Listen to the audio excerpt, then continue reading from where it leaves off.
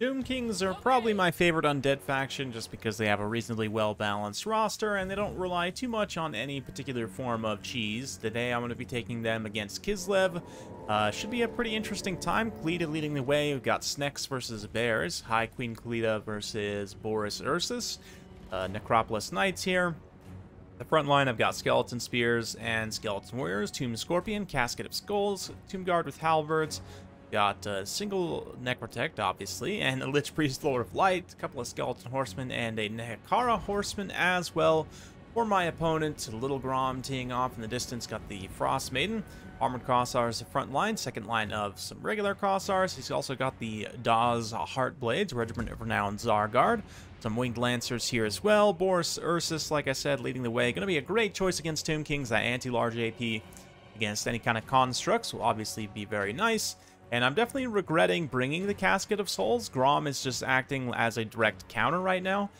Since it's an anti-large type artillery piece, the Casket's definitely more of an anti-infantry type artillery piece. And so I'm definitely going to need it to take out especially like these more armored infantry, like these Dawes Heartguard and whatnot. But definitely already right off the bat kicking myself for bringing it. I am going to position it kind of in the woods here. Since it has an arc, it can fire up and over these trees while being relatively safe from Little Grom's return fire. But I'm going to try and push this right flank, just overload, take a big cavalry engagement, maybe break some units up and try and get back at Little Grom while my own infantry advance. Necropolis Knights pushing forward. The Skeleton Horsemen as well, taking a couple volleys. They're going to pull back away there. Casket shots landing on those Kossars in the front line, starting to generate a little bit of value. Nothing too crazy yet, but Tomb King's cavalry pulls up on station here. That Car Horseman riding underneath, and what's this? Oh, there's Winged Lancers hidden in the woods. What a surprise. So, big problem for me. I say hidden in the woods. They kind of swung up and around. Got a little charge in here. Now I'm going to get fully enveloped. Boris charging in here. More Winged Lancers. And it's not going to be a great engagement for me. That Shard Blade is going to do quite a bit of damage to these Necropolis Knights, not to mention Boris also in combat, so not a great situation for me at all. Also taking a rear charge from those Winged Lancers, going to drop a big old Barona's Time Warp, though, to increase the melee attack of all of these units here. I mean, I say all of these units. Unfortunately, my Winged Lancers and Nehekar Horsemen, a lot of them didn't actually get it until just now, as they run into that combat. So that was really bad for me. I took a lot of damage on those Necropolis Knights. Thankfully, though, the Necrotect can restore them. Since they count as constructs, he can heal them back up. Little Grom this whole time, too, has been dealing some great damage to my Tomb Scorpion, another anti-infantry AP tool that I need to take out a lot of this armored infantry. But anyway, Tomb Scorpion's gonna, the Necrotect's gonna come in here, heal up the Necropolis Knights. Tomb Scorpion starting to engage. Nice Heart of Winter, though, for my opponent. Going to do some pretty significant damage to all of my light cavalry and help him win this cavalry fight fairly decisively as the Winged Lancers start to prevail. I mean, I say prevail. They're actually losing in many ways. But, yeah, there go the Skeleton Horsemen and the Nehekara Horsemen. So at the end of the day, it will be a win for Kislev. So already things are not looking great for me in terms of value, but I'm going to do my best to try and claw back and get some damage in here. Got the Skeleton Warriors just about into combat now. Nice AoE attack from my opponent there. No question the Skeletons are getting ground down, but we're already up to tier 2 of Realm of Souls, and I'm definitely looking for that Ushabti summon. Healing on the Necropolis Knights also helps them not take too much damage, but this here is super frustrating. I killed a few units of the Winged Lancers, but somehow the unit holds on to its move or attack order, and they get stuck in between the two phases of the unit, can't actually fight the unit very efficiently, so it's a little bit annoying. We're going to kill a few more unit models there, but that unit of Lancers is going to be able to get back and interrupt my Casket of Souls, which is definitely not great. That being said, we've got the Lich Priest here surrounded by Winged Lancers. Going to go bail him out with the Necropolis Knights, while also summoning some Ushabti to pressure Little Grom. That way he can't continue to just fire at my Necropolis Knights or KHALIDA. The Tomb Guard there, taking a little bit of an AoE attack as well. Pulling back the archers out of range of the Kossar fire, see if I can't salvage them. Realm of Souls is ticking up again. I won't get another Ushabti summon, but I will at least get the healing from Realm of Souls once more.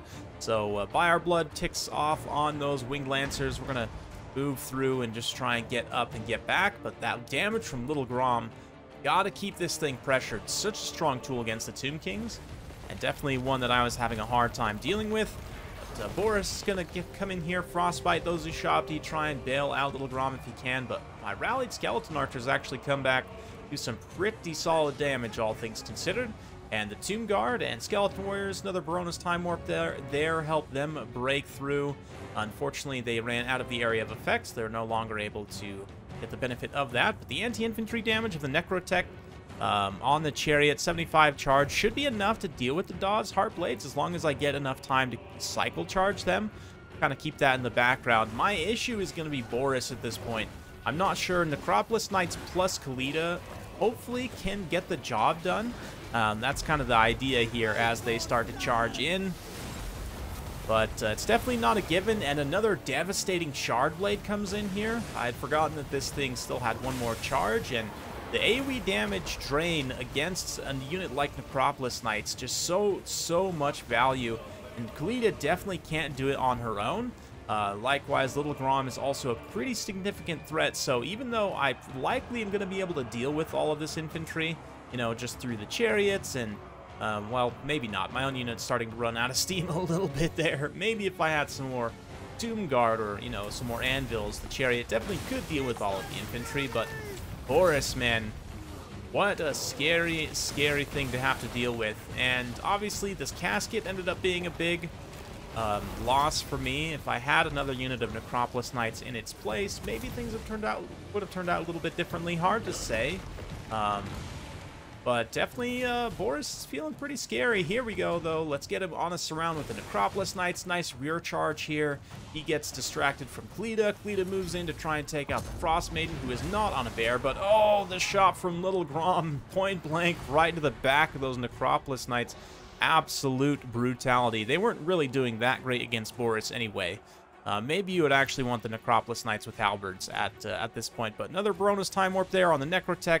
He gets the extra speed and melee attack to come through. Like I said, he's by himself, and especially with the support of that Lich Priest. Together, they're able to take out a lot of Kislev's troops here. But heroic situation is just too much to overcome for me. KHALIDA gets heavily outclassed by Boris, and despite the fact I do some pretty good damage here to Little Grom, we just about break Little Grom, in fact.